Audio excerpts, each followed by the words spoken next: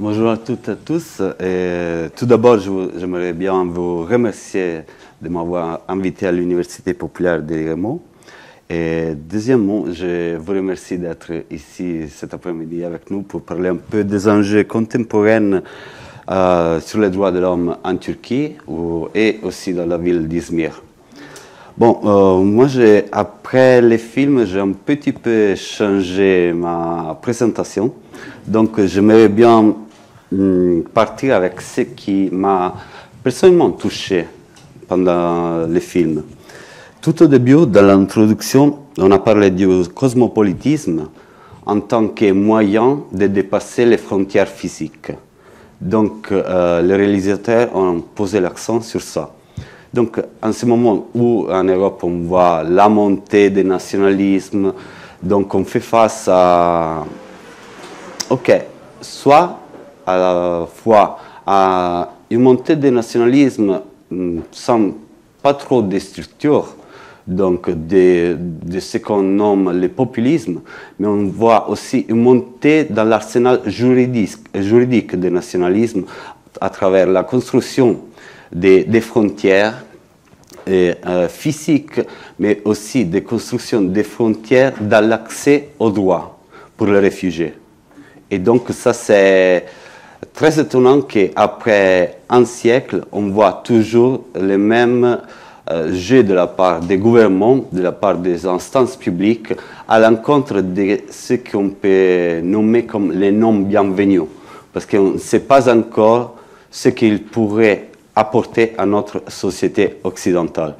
Ça m'a beaucoup frappé et touché parce que ça fait le lien entre ce qui s'est passé en Turquie en début du siècle, du XXe siècle, avec les génocides à l'encontre des minorités chrétiennes, a été appelé pas seulement contre les Arméniennes, mais il y a un génocide un peu oublié qui est appelé Saïfo, c'est le génocide à l'encontre aussi des autres minorités chrétiennes, notamment les Aramaïques. Et ce qui se passe maintenant à l'encontre des réfugiés, qui même pas si on peut classifier ça selon les termes légaux comme un génocide, c'est toujours un empêchement, une barrière à bien jouir du droit universel à la vie. La deuxième chose qui m'a touché, c'était le fait que pendant la dame, tout au début, disait on était dans un petit bateau en train de quitter la ville et on essayait de ne pas tomber dans la mer. Et c'est ça que les réfugiés font à partir du quartier de Basmane à Izmir en ce moment. Donc, ils essayent de traverser les 50 000 qui divisent la côte turque et l'Europe, l'île grecque, juste en face d'Izmir, pour avoir une autre opportunité de vie. Donc, on voit toujours le même parcours qui se répète à distance d'un siècle. Après, il y a d'autres choses qui sortent un peu de ce parcours, comme quand la dame a souligné, je cite ici, l'ère Palestine, l'ère Smyrne est finie. Ils n'ont pas envie de retourner. Donc ils vivent des souvenirs transmis par les parents, par les arrière-parents, transmis à travers des photographies, transmis à travers une boîte, transmis à travers quelque chose que les arrière-parents ont gardé d'après leur fuite. Et c'est ça que les réfugiés font maintenant aussi, à travers les photographies, à travers des lettres, à travers des petits objets du quotidien qui les aident à survivre et à continuer la route vers l'Europe occidentale. D'après, ce qui est intéressant dans les thèmes d'aujourd'hui, c'est le mot cosmopolitisme. Jusqu'à maintenant, on a vu que le cosmopolitisme, c'est quelque chose qui dépasse les frontières, quelque chose à laquelle l'être humain essaye d'y arriver pour avoir de la fraternité entre les êtres humains, pour avoir le respect des bases des droits de l'homme fondamentaux, des libertés fondamentales qui existent dans le monde en ce moment, heureusement. Mais En tant que chercheur, je peux vous avouer qu'au niveau légal, on n'est pas encore dans les dépassements des frontières juridiques. Donc, il n'existe pas un cosmopolitisme juridique. On est encore lié, dans la défense des droits de l'homme, on est encore lié à l'action étatique et donc aux intérêts particuliers de chaque État dans la défense des droits de l'homme. On le voit toujours, chaque jour, on le voit dans les médias, on le voit en lisant les journaux, en ouvrant les médias sociaux. On voit que chaque accord qui concerne les réfugiés, qui concerne les droits de l'homme, passe à travers des pourparlers politiques. C'est des enjeux géopolitiques, des enjeux économiques qui sont la base du respect des droits de l'homme en ce moment. Par contre, le cosmopolitisme, dépasser la frontière représentée par l'État, et il y a un très intéressant bouquin écrit par une chercheuse qui s'appelle Valérie Pratt en 2018, qui souligne qu'en ce moment, quand on parle de cosmopolitisme juridique, on est dans la phase adulte. Donc, nous, en tant que société civile qui essaye de faire progresser la condition humaine, on n'est pas encore capable de dépasser l'ingérence étatique, qui signifie qu'on doit s'appuyer sur l'action politique de ceux et celles qui nous gouvernent. Mais on ne peut pas agir en tant que défenseur des droits de l'homme tout court. Donc on a toujours des limites imposées.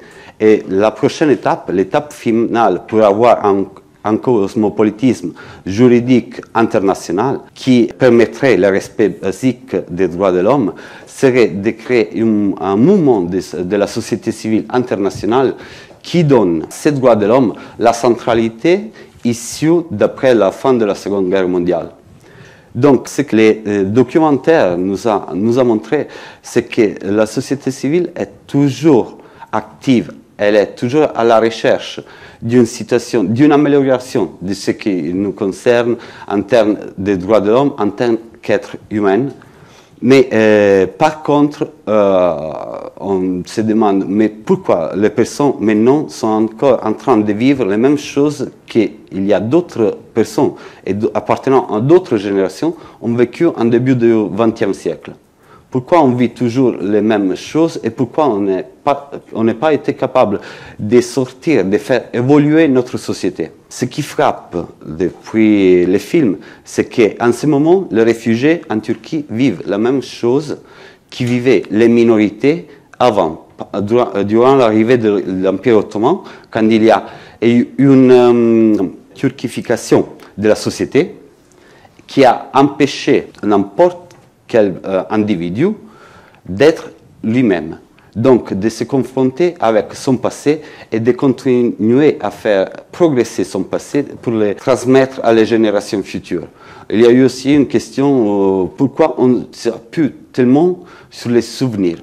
Les souvenirs sont importants, parce qu'en Turquie, par exemple, après les films, je peux vous dire, parce que j'ai passé 5 ans là-bas, je peux vous dire que ce que les dames ont souligné, les réalisatrices ont souligné dans les films, aussi les réfugiés syriens, les réfugiés afghans, les réfugiés irakiens sont en train de les vivre maintenant. Ils sont obligés de s'accoutumer à la façon turque de vivre.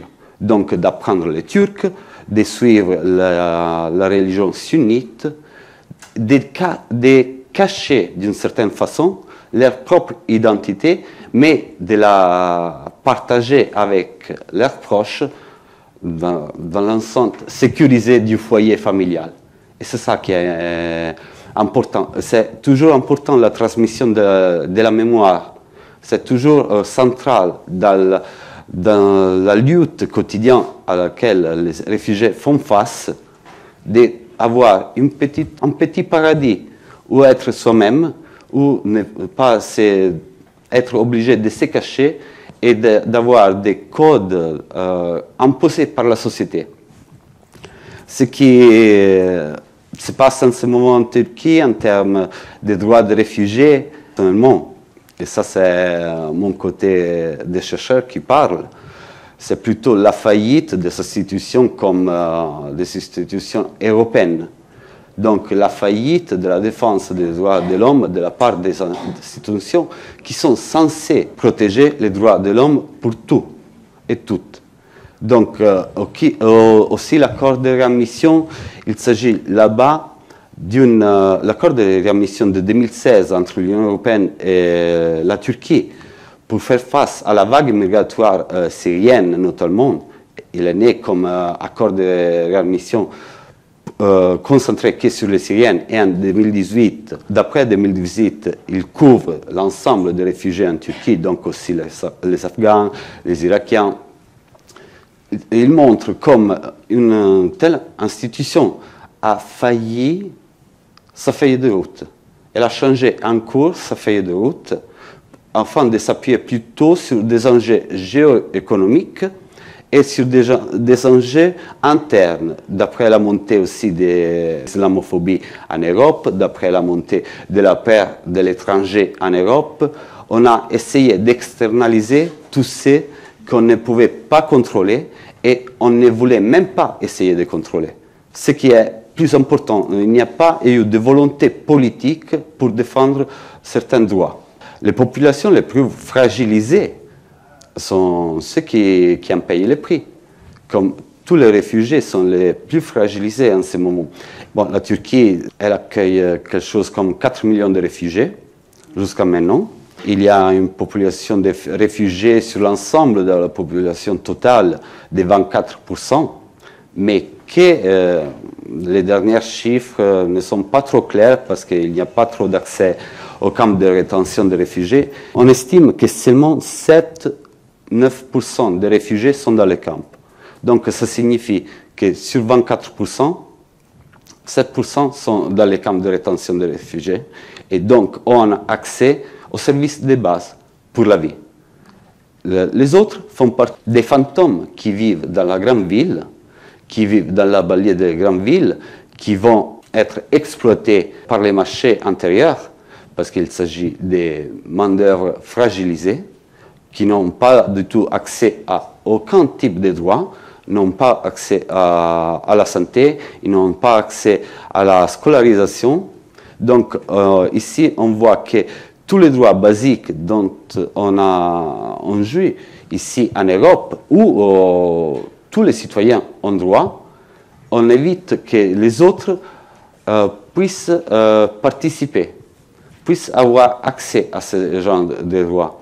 On voit qu'il y a des facteurs qui, à mon avis, empêchent l'intégration des réfugiés en Turquie. Premier, il s'agit de l'action de l'Union européenne avec son approche tournée vers l'externalisation de la gestion des réfugiés. Le deuxième, c'est la loi turque qui demande plein de documents afin qu'un réfugié soit reconnu comme possible titulaire d'un statut de réfugié à l'interne du pays et donc avoir accès aux services de base.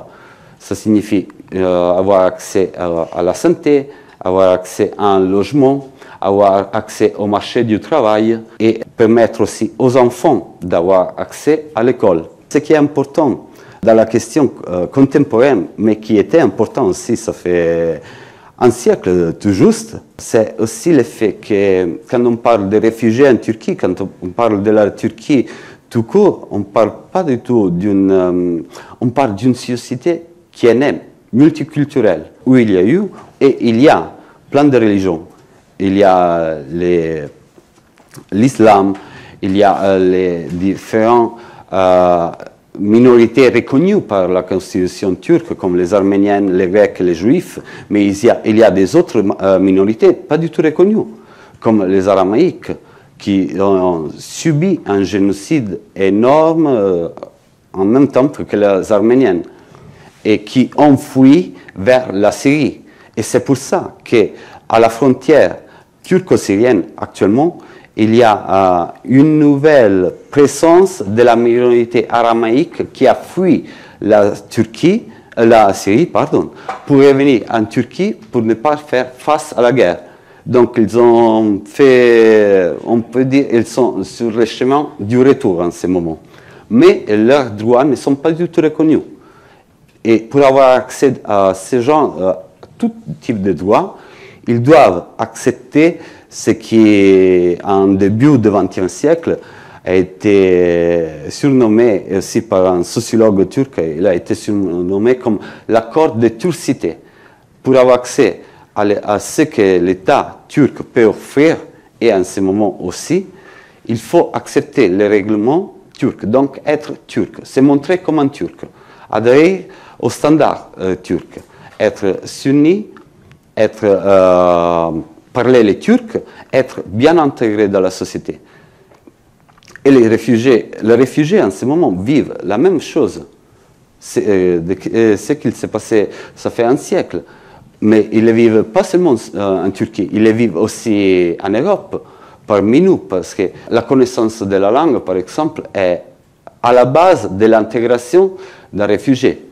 Mais quand on parle de l'intégration, il faut voir quoi l'État offre pour intégrer les réfugiés. Si l'intégration est une intégration forcée, parce que moi, en tant qu'État, si tu ne parles pas la langue de ces pays, je ne te donne pas accès aux droits, ou c'est une intégration volontaire. Donc le réfugié est là pour s'installer, pour construire une nouvelle vie. Et c'est ça que l'Europe est en train de mettre en place, créer à l'extérieur de ses frontières, mais aussi ici sur les territoires européens, des enclaves où garder ce qui ne correspond pas aux standards européens jusqu'à quand ils vont apprendre nos standards et ils vont les faire propres.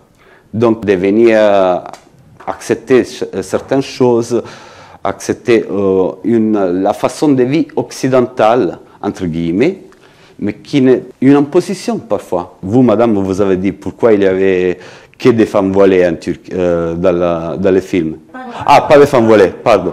Pas de femmes voilées, je vous réponds tout de suite, parce que Izmir, elle est la ville, elle est le rempart républicain. Elle est la ville où les CHP en Turquie a gagné depuis toujours la majorité des votes pour la municipalité. Elle est la ville, on appelle ça l'Atatürkisme. Il est encore vivant et elle est la première ville en Turquie où les barreaux d'avocats dédiés exclusivement à la protection des droits de l'homme.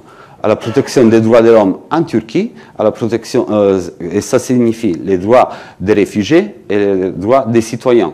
Donc la ville d'Izmir, on peut la considérer la plus libérale entre toutes les grandes villes, métropoles turques, où il y a une mixité sociale très importante depuis la naissance de la ville et où l'islam n'est pas si central comme dans les autres villes. Bon, ça c'est en perspective, on peut dire que c'est un peu dangereux en perspective électorale pour les élections de 2023 parce que Izmir va être crucial pour les élections de 2023. Et donc, moi, de ma perspective, je vois qu'il y a toujours des discours de la part du gouvernement au pouvoir en ce moment afin de stigmatiser la façon de vivre qui est à Izmir. Izmir a été toujours, on peut dire, je ne suis pas sûr, mais on peut dire que Izmir a été une des premières villes en Turquie où il y a eu des échanges Erasmus universitaires. Donc il y a eu des visites d'étudiants étrangers où ils ont échangé avec la société. Vous voyez, il s'agit d'une ville vivante qui n'est pas du tout sous la poignée du gouvernement au pouvoir en ce moment. Il s'agit d'une ville très riche au niveau économique. Il s'agit d'une ville touristique. Il s'agit d'une ville où les minorités ont été toujours très bien intégrées depuis la naissance. Il y a eu des échanges, je suis sûr que dans la session de ce matin, vous avez aussi parlé des échanges commerciaux entre l'Europe et Izmir avant et durant l'Empire ottoman. Donc il y a toujours une petite minorité italienne appelée les Levantines à Izmir et Istanbul. Il y a une forte communauté de gens de voyage, de tziganes, comme vous voulez les appeler, qui habitent là-bas et qui ont souffert une forte discrimination, mais ils ont été capables de constituer un mouvement de la société civile tzigane arrivant aussi à avoir des députés au sein de la municipalité d'Izmir. Donc ils ont créé un dialogue entre l'État turc, qui ne reconnaît pas du tout les tziganes, et la municipalité. Et il y a une forte présence d'ONG qui travaillent depuis toujours avec les réfugiés à Izmir, parce que ça a été toujours un point de départ pour l'Europe, pour la Grèce. Ça a été toujours aussi un point d'arrivée pour les migrants africains. Il y a une forte présence des réfugiés érythréens, somaliens à Izmir. Il y a la présence aussi d'une minorité afro-turque descendant des échanges entre la Grèce et la Turquie du début du XXe siècle. Mais par contre, au niveau du respect des droits de l'homme et de la situation actuelle dans la rue, je peux vous avouer malheureusement qu'il y a une montée de racisme à l'encontre de ce qu'on appelle les réfugiés, soit intégrés dans le système turc, soit pas encore intégrés. Je crois que vous êtes au courant qu'à partir de 2016, le pouvoir a mis en place un directorat qui s'appelle le Directorat général pour la gestion des migrations, qui a substitué dans toutes les fonctions depuis 2018 aussi le travail du Haut Commissariat des Nations Unies pour les réfugiés. Il s'agit d'une agence gouvernementale créée en 2013, qui a évolué en 2016 suite à l'accord de réadmission avec l'Union européenne et qui, à partir de 2018, a un accord avec l'Agence des Nations Unies afin de traiter toutes les demandes d'asile sur le territoire national en Turquie. Donc rien ne se passe plus à travers les hauts commissariats. Le Haut Commissariat des Nations Unies en ce moment en Turquie un régime pays hôte. Il est là, il a sa présence, mais on peut dire qu'il s'agit d'une représentation diplomatique. Il ne gère plus du tout les dossiers. Qu'en 2018, il s'occupait, suite encore à l'accord de réadmission entre l'Union européenne et la Turquie, il s'occupait exclusivement des réfugiés irakiens et afghans. Et les réfugiés syriens, c'était une affaire jusqu'en 2016 de cette agence gouvernementale gérée directement par le ministère de l'Intérieur, donc gérée directement par le pouvoir actuel. Et toute demande d'asile passe à travers ça.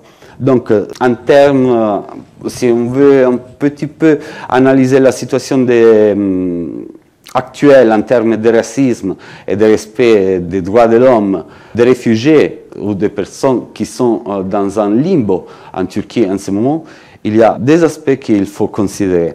Le premier, jusqu'à quand ces réfugiés ne seront pas du tout reconnus, ils ne seront même pas par l'État turc, ils feront toujours partie du marché du travail alternatif auquel tous les entrepreneurs locaux vont se résoudre afin de ne pas payer des taxes, afin d'avoir un accès à de la main-d'œuvre spécialisée, mais pas rémunérée selon les barèmes internes.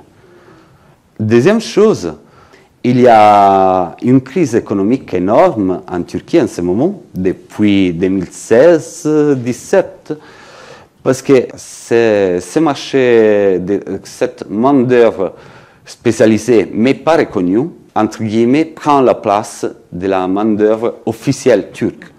donc des ouvriers pour lesquels les entrepreneurs devraient payer des taxes, des impôts à l'État turc. Donc on voit dans la rue depuis 2019, ils ont commencé à avoir des affrontements entre Turcs et réfugiés. Et surtout dans la banlieue des métropoles. Dans la banlieue des métropoles où on a, au moins on a accès à un logement à bon marché, même si on n'a pas de papiers officiels. Donc dans les districts, dans la banlieue de Sille, à Ankara, où il y a des entrepreneurs qui s'occupent notamment des bâtiments, il y a forte industrie pour le traitement du cuir. Vous voyez, ils s'appuient sur cette main-d'œuvre pas reconnue. Et à partir de l'été 2019, il y a eu des affrontements entre les Turcs et les réfugiés, reconnus pour des questions économiques. Ça fait une semaine, il y a eu un entretien dans la rue par un média indépendant. Les citoyens turcs, ils ont commencé à souligner, à dénoncer le fait que les réfugiés reçoivent plus d'argent que... Oui, ça commence aussi là-bas. Moi, je l'ai appelé, en tant qu'Italien, je l'ai appelé une affaire similaire à Salvini-Borghezio, la Ligue du Nord. Vous voyez, parce que la question centrale, c'était que dans la rue, les citoyens turcs ont commencé à dire « Nous, on ne peut pas acheter des bananes. » Et les réfugiés, parce qu'ils sont très chers en ce moment en Turquie, et les réfugiés, ils mangent toujours des bananes. C'était incroyable, mais vous voyez, et ça va monter, parce qu'en ce moment, le pouvoir va instrumentaliser ça. Aussi parce que parmi les réfugiés, n'importe, pas les Afghans, mais aussi entre les Irakiennes et les Syriens, il y a des Kurdes entre eux. Il y a des minorités chrétiennes entre eux. Donc, on dépasse la question de la nationalité, on arrive à la question de l'ethnie. Il y a toujours ces conflits internes, entre guillemets, parce que ça dépasse toujours les frontières turco-irakiennes, turco-syriennes, et il va instrumentaliser ces conflits, cette montée du racisme, des discours de la haine. Et il commence à y avoir des discours comme ils ont accès à une enveloppe de la part de l'État, les réfugiés qui sont enregistrés, et aussi ils travaillent. Donc ils volent notre travail et l'État lui donne de l'argent afin de vivre. Mais ça porte plutôt sur une autre question, et c'est sur la distinction entre les droits internationaux humanitaires et les droits internationaux des droits de l'homme. Parce que cette enveloppe, ça fait partie de l'aide humanitaire à court terme. Donc fournir aux gens les moyens pour vivre, pour manger, pour s'installer, pour s'intégrer petit à petit dans une ville, dans un autre pays. Et l'aide humanitaire n'est pas durable sur le long terme, parce que ça va créer, comme on vient de voir, comme on a vu, je vous avoue, c'est le même type de discours qu'on entend en Italie, la question des aides de l'État aux réfugiés. Voilà. Donc, et ce n'est pas durable, ça ne vise pas du tout l'intégration des réfugiés, ça ne vise pas du tout la création d'une nouvelle société multiculturelle, cosmopolite, sans frontières. Ça empêche ça, et ça donne possibilité au nationalisme de monter en puissance à nouveau, de créer une fracture que moi, en tant que professionnel des droits de l'homme, j'espère soit pas insoutenable, qu'on peut y arriver petit à petit. Mais il faut avouer que c'est très difficile quand on a des interlocuteurs internationaux qui ne répondent pas du tout aux questions relatives au respect des droits de l'homme, mais qui répondent plutôt à des questions qui sont relatives aux enjeux géopolitiques et géoéconomiques. En ce moment, on le voit aussi avec la crise entre le Bélarus et la Pologne. Il y avait plein de réfugiés qui sont partis ou qui essayaient de rejoindre la frontière polonaise en partant de la Turquie. Et ça m'a choqué. Il y a eu une circulaire interne de la part du ministère qui gère l'aviation en Turquie. Et donc, tout réfugié était empêché de s'embarquer dans un avion en direction de la Pologne. Et il y a eu plein de choses au niveau des droits de l'homme. Maintenant, ça se passe sur les médias sociaux. Il y a eu un tweet de Charles Michel qui a loué cette décision. Oui, oui, tout à fait, tout à fait. Mais à Izmir, moi, quand je suis allé, j'étais encore là, aussi, mais c'était la même chose à Istanbul. Il y avait, et je crois qu'il y a encore, une place où les réfugiés se rassemblaient afin d'acheter une veste de sauvetage, afin d'acheter des faux papiers, afin d'acheter une SIM turque et afin de trouver un passeur pour arriver en Europe. Et j'ai pas mal d'amis qui sont arrivés en Europe comme ça, en passant par Istanbul, qui en ce moment sont n'importe où en Europe, ou aux États-Unis et en Canada. C'était obligé. Et c'est ça, c'est pas la... Si on parle de la situation des réfugiés en Turquie, il faut avouer que la faute de la part des pays occidentaux, et qui n'est pas seulement la faute de l'Union européenne, mais aussi des pays, parce qu'on parle toujours et souvent, presque uniquement de l'accord de réadmission entre l'Union européenne et la Turquie, mais il y a aussi des accords bilatéraux entre la Grèce et la Turquie, entre la Turquie et la Bulgarie, des accords trilatéraux entre la Grèce, la Bulgarie et la Turquie. Donc, vous voyez, c'est des enjeux énormes. On peut, d'une certaine façon, influencer les politiques européennes, mais après, c'est au niveau bilatéral entre États qui se joue l'assort des milliers et des millions de réfugiés. Et ces moments aussi, je crois que vous avez tous et tous suivi l'affaire, ce qu'il se passe en Afghanistan en ce moment. Moi, j'ai commencé à suivre un petit peu, parce que j'ai des amis qui travaillent au barreau des vents, donc à la frontière. Jusqu'à une vingtaine de jours, oui, on a parlé, ça fait une vingtaine de jours, il s'agissait que de la migration économique, classique, on peut dire. Des jeunes Afghans entre 18, 15, 25 ans, on peut dire, qui essayaient de rejoindre la Turquie afin de travailler et envoyer l'argent en Afghanistan. Et on attend encore la vague suite aux talibans. Et cette vague, ça va être composée par des familles avec des bébés, par des femmes, par des anciens cadres du pouvoir afghan persécutés par les talibans. Et tout ça, comment l'Europe va y faire face?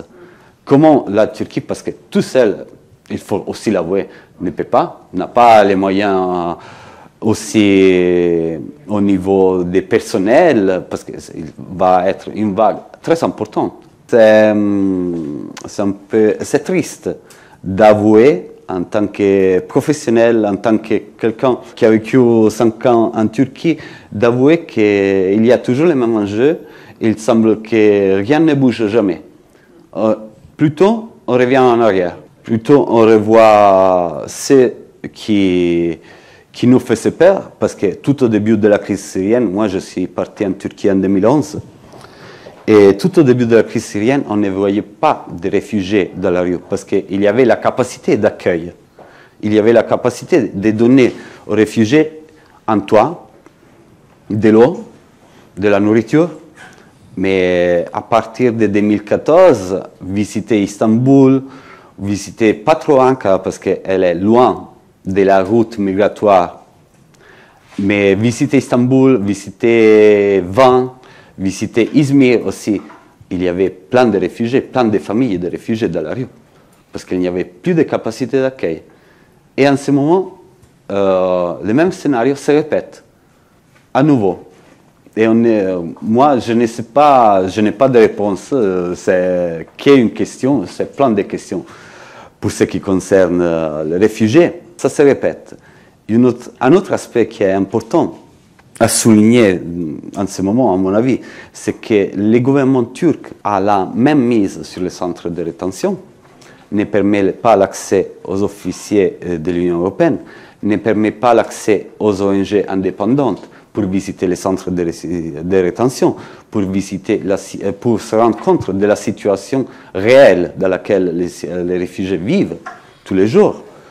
Donc, vous voyez, on n'a pas de données. Moi, j'ai reçu aussi des appels, des cas, des personnes avec lesquelles je travaille, qui sont des avocats qui travaillent pro bono pour les réfugiés, n'ont pas eu accès au centre de rétention. Ça signifie que les réfugiés n'ont pas accès à l'aide juridique extérieure. Donc, il doit s'appuyer sur l'aide juridique intérieure, fournie par le directorat. Et ça signifie aussi qu'avec 4 millions de réfugiés, ça va prendre énormément de temps. Ça souligne aussi qu'on a pas mal de travail à faire encore pour ce qui concerne le respect des droits de l'homme au niveau quand on externalise la notion, parce que quand on utilise la version cosmopolite de la locution droits de l'homme, il n'y a pas de frontières dans les droits de l'homme. Il ne devrait pas y avoir de frontières dans les droits de l'homme. Mais il y a un arsenal juridique qui empêche de dépasser cette frontière, parce qu'il s'agit d'une frontière unique. Peut-être pour être utile qu'un État occidental change son approche à la migration, son approche à l'accueil des réfugiés, pour donner un exemple aux autres et petit à petit améliorer la situation.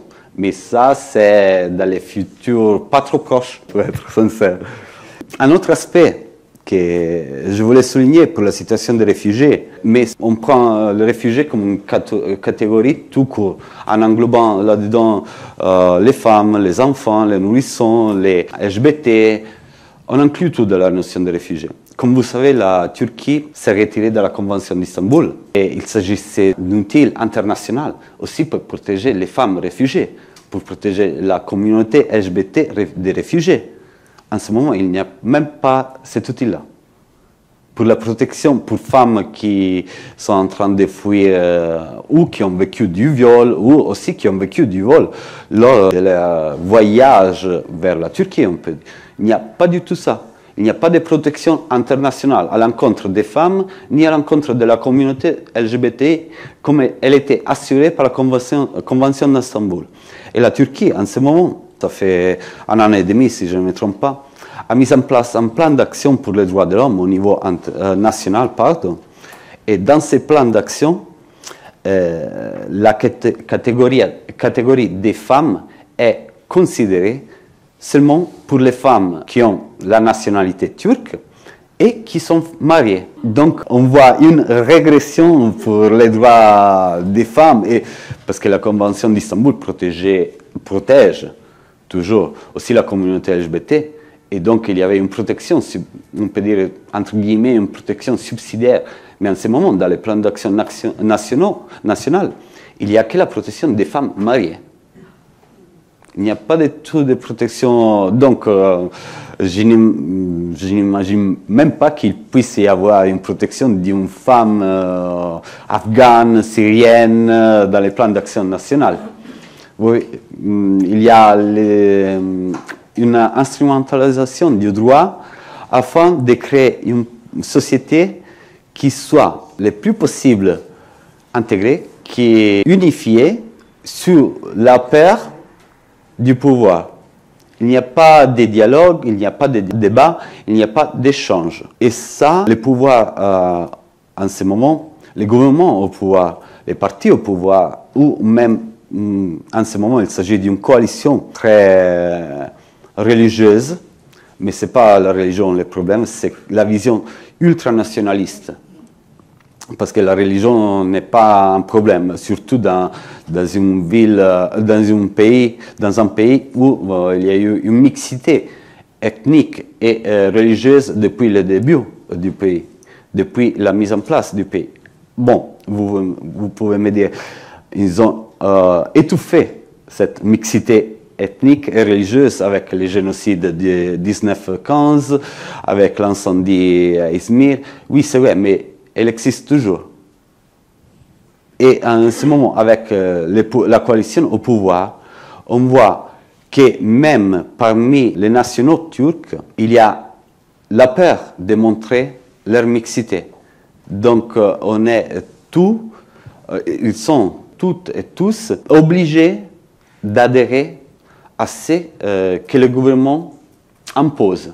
Donc être sunni, parce que c'est ça l'islam qui est reconnu en Turquie, adhérer aux principes politiques de la coalition au pouvoir et respecter les codes turcs, entre guillemets. Mais ça engendre, ça fait démarrer un processus de distanciation d'éloignement entre la sphère publique d'un individu et la sphère privée. Parce que c'est un peu comme le réfugié qui doit faire semblant d'adhérer aux principes d'un pays à l'extérieur, mais quand ils rentrent dans les foyers familiales, ils peuvent vivre de leurs souvenirs. Et c'est la même chose pour les autres, pour les minorités ou pour les voix dissidents qui sont propres de chaque pays. Mais en Turquie, on empêche ces dialogues, on empêche toute possibilité d'échange à cause d'une, on peut utiliser les mots, une gentrification de la société. Donc, créer une société de personnes qui adhèrent au même standard et qui sont obligées à respecter les mêmes standards pour peur de faire face à une perte d'emploi, pour peur de faire face à une répercussion, pour peur de faire face à un harcèlement judiciaire, à des procès, à une détention, à une arrestation. Donc vous voyez, c'est ce qui se passe en ce moment dans les pays pour les réfugiés et pour la société civile et un peu pour la société turque, pardon. Et moi, j'utilise les mots turcs, mais je comprends tout en ce moment. C'est pas, j'essaye de ne pas être discriminatoire. Je ne vais pas du tout être discriminatoire parce que on utilise ce qui est accepté dans la Constitution pour ce débat. Autrement, on devrait utiliser toutes les nuances de la population qui vit en Turquie. Donc les Kurdes, les Arméniennes, les Juifs, les Grecs, les Aramaïques. On devrait se concentrer aussi sur la question de l'ethnicité en Turquie. Donc je voulais dire qu'on assiste de loin, mais aussi de l'intérieur du pays, à une assimilation forcée aux pensées du pouvoir, afin de ne pas risquer la perte d'un droit fondamental ou d'une liberté fondamentale. Et ça, c'est vrai, à mon avis, et pour les réfugiés, et pour toutes les minorités, et pour toutes et tous les représentants de la société civile en Turquie. Parce que chaque opinion contraire à celle officielle du gouvernement constitue la base d'une persécution juridique ou d'une persécution, d'une ghettisation au niveau de la société. Donc d'une exclusion du marché du travail, comme c'est arrivé pour ceux et celles accusés des supports aux organisations terroristes avant les putsch ratés de 2016, mais aussi maintenant après les putsch ratés de 2016, mais ça c'est arrivé aussi aux universitaires pour la paix. Bon, même s'il y a un jugement de la Cour constitutionnelle turque qui demande la réintégration des universitaires dans leur poste, les universités ne veulent pas. Donc ils sont exclus du marché du travail. Et ça reste dans les casiers juridiques. Et tout employeur en Turquie, avant de recruter quelqu'un, va vérifier. Parce que l'employeur ne veut pas avoir des problèmes avec l'État, avec l'autorité. Vous voyez, on crée encore plus de la discrimination en Turquie. Suite à ça. Et j'étais en train de vous dire qu'en 2016, le président de la République turque a promis la citoyenneté à tous les réfugiés syriens. Je ne sais pas si vous êtes au courant.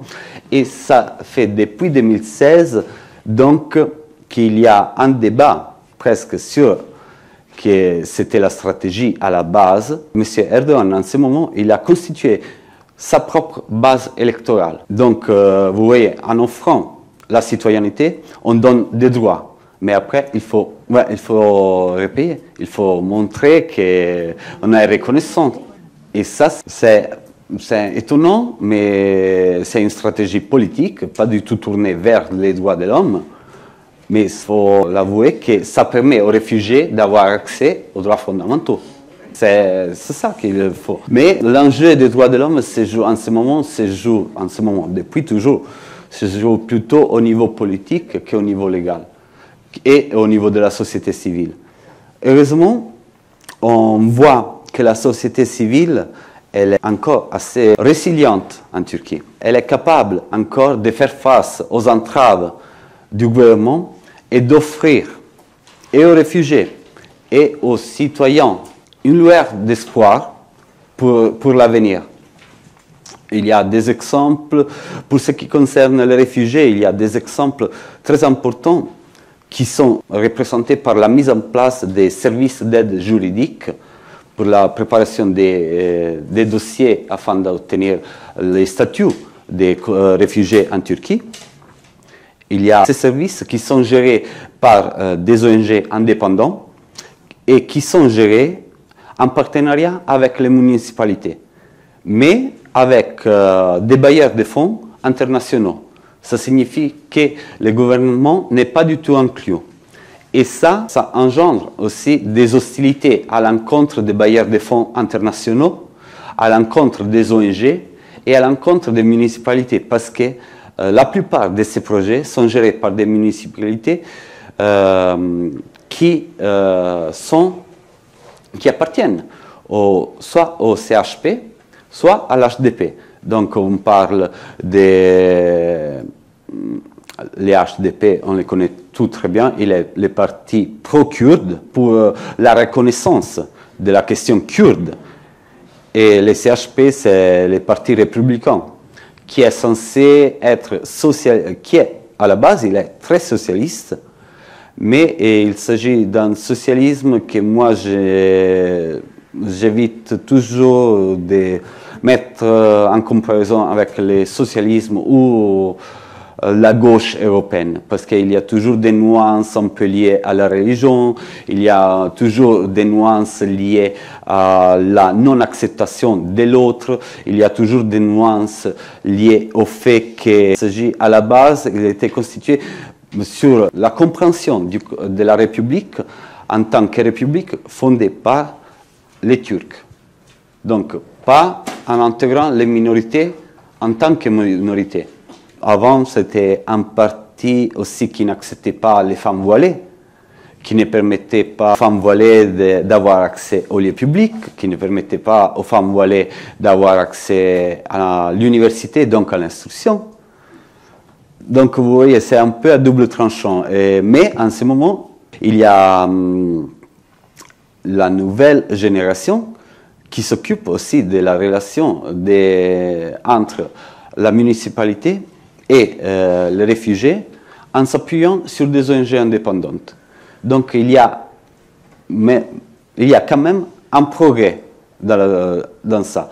Et ce qui est étonnant est que depuis la réforme du directorat pour la gestion des flux migratoires, de la migration, tout doit passer à travers ces directorats. Donc tout doit passer sous la supervision du gouvernement turc. Le fait que ces ONG arrivent encore à avoir des projets, il y a eu un projet très intéressant géré par MSF dans un quartier d'Istanbul pour l'accès aux soins, pour l'accès à la santé des réfugiés, géré en partenariat avec une petite municipalité d'Istanbul. Mais ça a été possible parce qu'il s'agissait de MSF. Il y avait des bailleurs de fonds internationaux.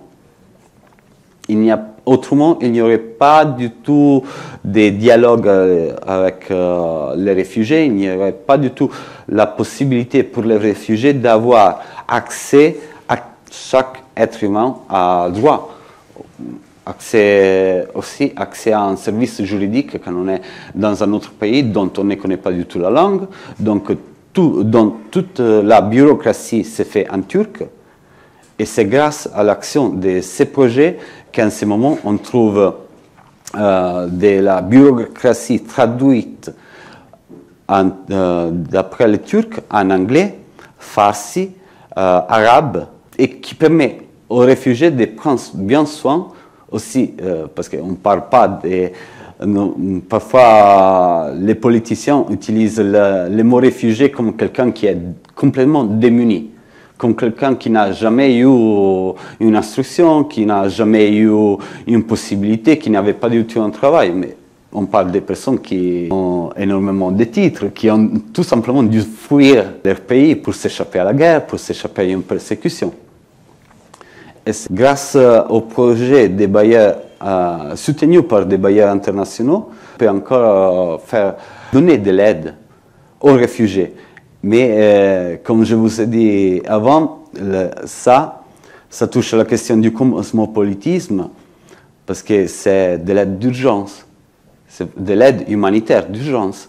Ce n'est pas le vrai respect des droits de l'homme.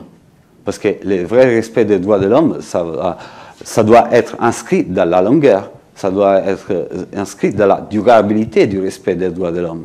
Pas seulement dans ce dont on a besoin dans les prochaines années. C'est pas ça. Et c'est ça qui est très fascinant par la question du cosmopolitisme. Le fait d'inscrire une action sur le long terme, tout en dépassant les frontières juridiques, physiques et juridiques, en permettant de créer une société qui soit vraiment basée sur le concept d'un dialogue entre êtres humains basé sur l'égalité. Il y a quelque chose que je n'ai pas bien compris, d'après ce que j'ai compris, c'est-à-dire que si on donne, il y a un troc entre, on peut donner la nationalité à un Syrien, oui, en gros, s'il vote AKP, c'est ce que j'ai compris. Non, non, non, non, non. Le gouvernement... Non, allez-y, après je vais vous répondre. D'accord. Et la deuxième, je voulais savoir, par exemple, Istanbul et Ankara, bon, Erdogan a perdu. Donc, est-ce que c'est plus facile pour les réfugiés d'avoir des aides dans ces villes qui ne sont pas, voilà. Ok. Non, la question de la citoyenneté, ça a été offerte par le gouvernement de l'AKP afin d'intégrer les réfugiés. Mais ça comporte aussi qu'ils sont censés aller voter. Oui, ils sont censés, pas obligés.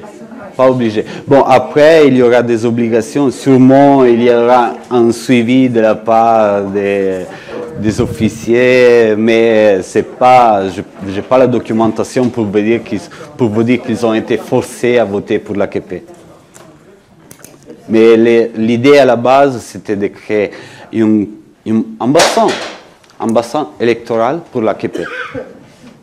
Et c'est ça, c'est la même chose qui s'est avérée, vous voyez, c'est la même chose qui s'est avérée avec la première migration en interne d'après les conflits au Kurdistan en Turquie.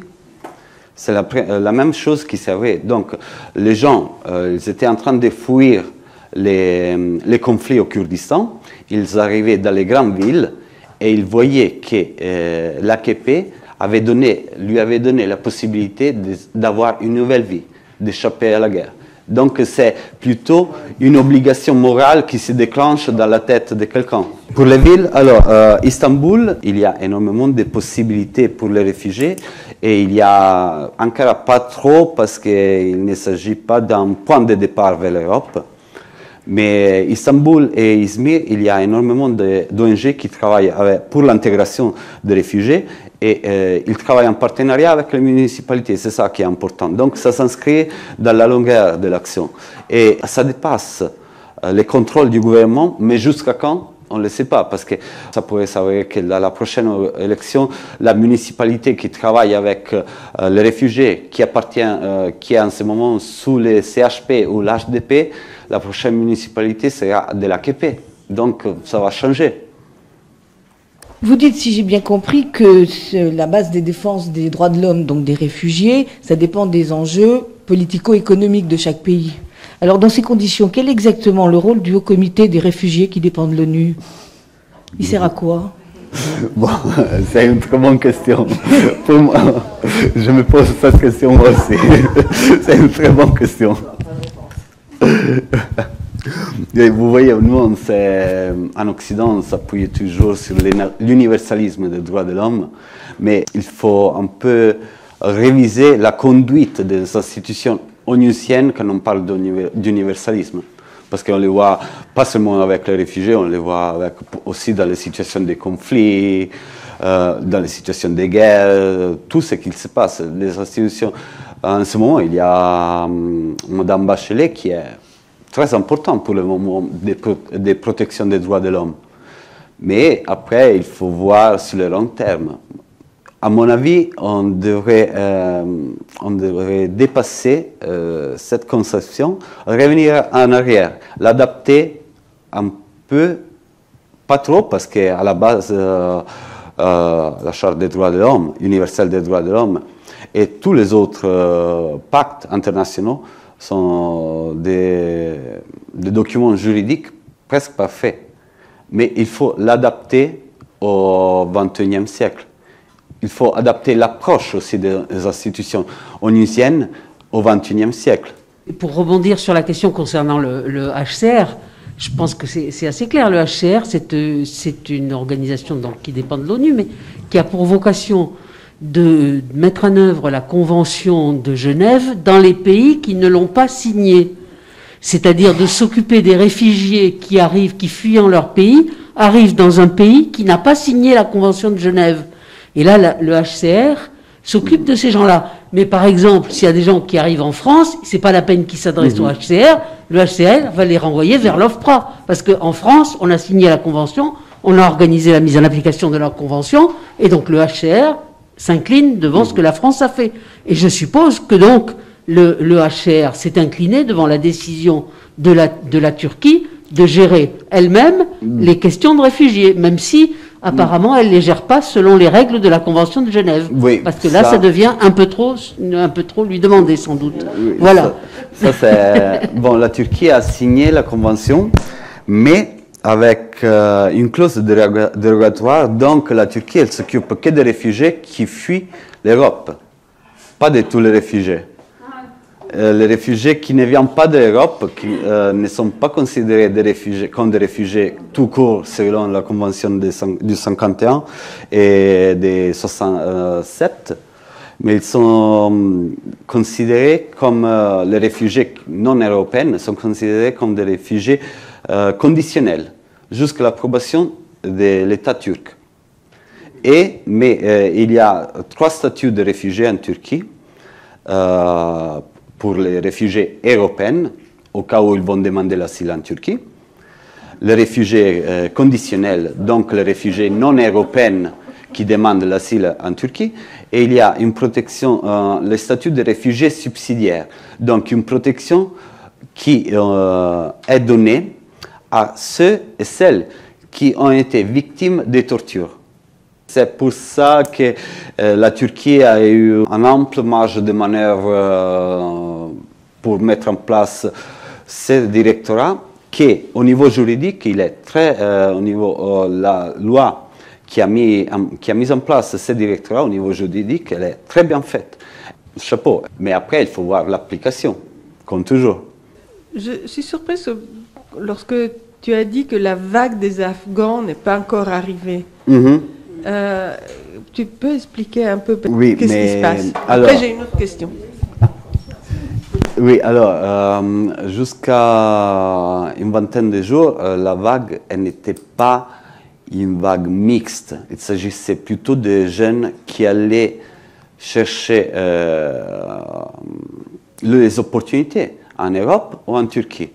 Donc, ça veut dire que jusqu'à 20 jours, la persécution à l'encontre des opposants aux talibans en Afghanistan n'avait pas commencé, pas encore.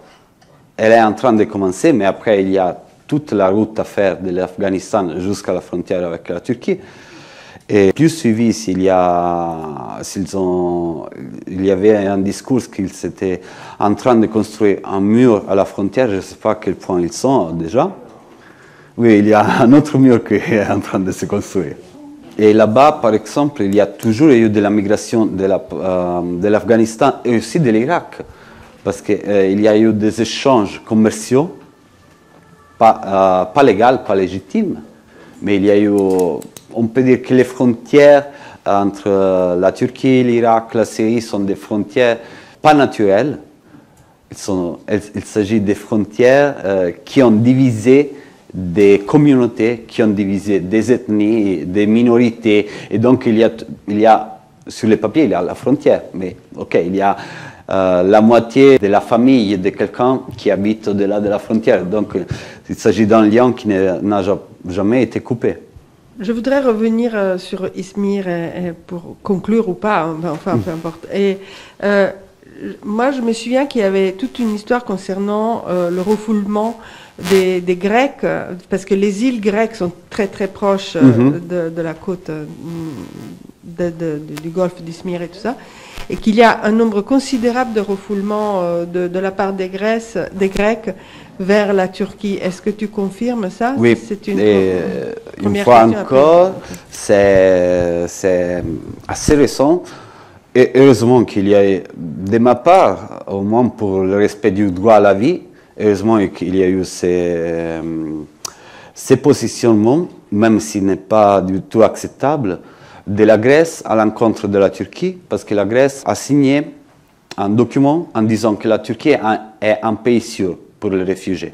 Donc, en ce moment, ils peuvent le refouler de la Grèce en Turquie. Mais avant, on a assisté à des vidéos des gardes-côtes grecs qui étaient en train de tirer sur les bateaux de réfugiés.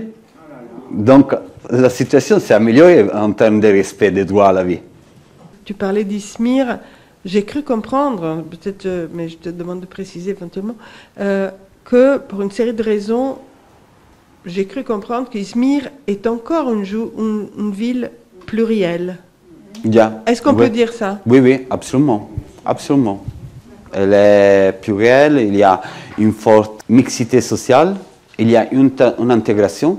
Il n'y a pas, au moins, moi je suis allé à Izmir la dernière fois en 2018, il n'y avait pas de discrimination dans la rue. Par contre, dans les autres grandes villes de la Turquie, je suis allé à Ankara et Istanbul jusqu'en 2020, tu vois qu'il y a déjà de la discrimination à l'encontre de l'étranger. Mais pas, je ne l'ai pas remarqué à Izmir, mais c'était en 2018.